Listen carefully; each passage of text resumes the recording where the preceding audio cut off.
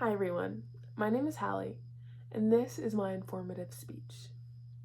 We've all been there, staring at a big assignment knowing it's due soon, but somehow we end up doing everything else. Maybe it's cleaning your room, checking your phone, or watching videos. But deep down, you know you should be working on that task. Why do we procrastinate? Even when we know it's going to cause stress later. Today, I'm going to explain what procrastination really is, why it happens, how our brains get involved, and most importantly, how we can stop it. Let's start with what procrastination actually means. Procrastination is when we put off doing something important, even though we know it could lead to some problems later, like missing a deadline or getting a bad grade. It's not about being lazy though. In fact, many people who procrastinate are actually really hard workers. The problem is procrastination happens when we get stuck in a cycle of avoiding tasks. We know we need to do something, but we keep pushing it off. So, procrastination isn't about being lazy or not caring.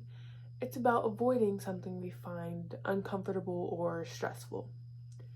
One big reason we procrastinate is because we don't want to deal with those uncomfortable feelings. Maybe we're worried about failing, or we think the task is too hard, or we feel overwhelmed. For example, if you have a big project due, you might put it off because you're scared it won't be good enough, or you don't know where to start. Instead of facing those feelings, we distract ourselves with something that feels easier or more fun, like scrolling through social media or watching TV. In other words, procrastination is a way for us to avoid those tough emotions. It's not that we're lazy, it's that we're trying to avoid the stress, fear, or pressure we feel about doing the task. So, what's going on in our brain when we procrastinate? It's actually like a battle between two parts of the brain. The first part is the prefrontal cortex. This is the area of your brain that helps you think ahead and sort of plan and stay focused on long-term goals. It's the part that says you need to work on this project now so you can get a good grade later. Then there's the limbic system. This part of the brain is all about short-term pleasure. It wants to do whatever feels good in the moment, like watching a YouTube video or playing a game. When you procrastinate, the limbic system wins. It pulls you away from the task because it wants the instant reward of something more fun. Meanwhile, the prefrontal cortex is trying to remind you that working now will help you later. But it's no match for the instant rewards the limbic system offers. Now, here's the tricky part. When we give in to procrastination, our brain releases dopamine, the feel-good chemical. Every time we choose to avoid a task, we get a little burst of pleasure. This makes it even harder to stop procrastinating because our brain starts to associate avoiding work with feeling good. While procrastination may feel good in the short term, it brings a lot of problems in the long run. First, it can lead to a lot of stress. The more we put off tasks, the closer the deadline gets, and the more pressure we feel. This can lead to last-minute cramming, which often results in lower quality work. It's hard to do your best work when you're rushing to finish something at the last second. Procrastination can also hurt your mental health. The more you put off things, the more you start feeling guilty or anxious. You might even start doubting yourself, thinking, why can't I just get this done? This makes you feel even worse, which only makes you want to avoid the task even more. It becomes a vicious cycle.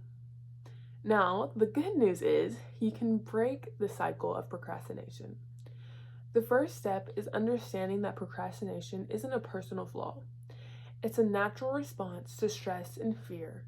Once you realize that, it's easier to start changing your habits. Here are some practical tips to help. Break big tasks into smaller steps. When a task feels too big or overwhelming, it's easier to put it off. But if you break it down into smaller, more manageable parts, it feels less scary. For example, instead of thinking about finishing a whole paper, focus on writing just one paragraph. Next, you can set a timer. Try setting a timer for 10-15 minutes to work on a task. You might find that once you get started, you're able to keep going. The key is to just start. Now you can reward yourself. Give yourself a small reward after completing a part of the task. Maybe it's a 5-minute break or a snack. These small rewards can help train your brain to associate working with positive feelings. By making small changes like these, you can start to regain control over your time and reduce procrastination. To wrap up, procrastination isn't about being lazy. It's about how our brains respond to stress and emotions. Understanding why we procrastinate can help us make better choices. Remember, it's okay to procrastinate sometimes, but the key is not letting it control you. By breaking tasks into smaller steps, rewarding yourselves, and making small changes, you can start to overcome procrastination and use your time more wisely. Thank you for listening to my speech.